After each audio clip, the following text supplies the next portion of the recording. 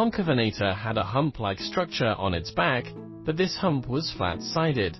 Inside were the neural spines of the waist, which is formed by the elongated neural spines of the bones.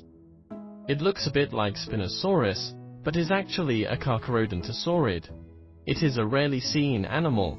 Its head possessed prominent Carcharodontosaurid features, the triangular head and two high-raised lacrimal horns in front of its eyes.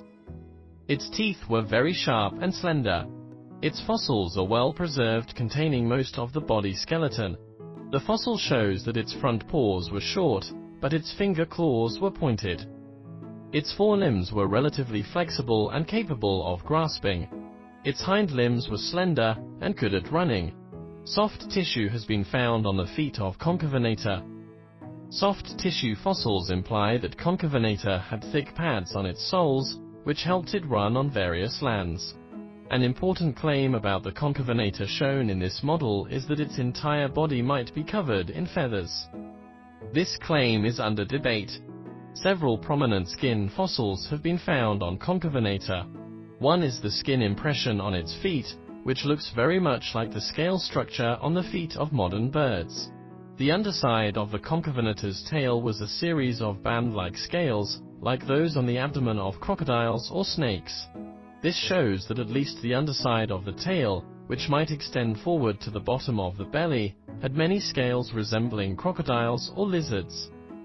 However, minor protrusions were found on the dorsal side of the ulna of Concavenator. This protrusion may be a structure called caul knobs, which is common in birds. When you eat chicken wings, you can look at the ulna and find a series of tiny dots. These tiny dots are used to attach feathers. Many dinosaurs, such as Velociraptor, also preserved traces of feathers covering this position on their forelimbs. Therefore, scientists speculate that these tiny dots on Concavenator may be caul knobs, and further infer that the forelimbs of the Concavenator are wings, and its entire body is feathered.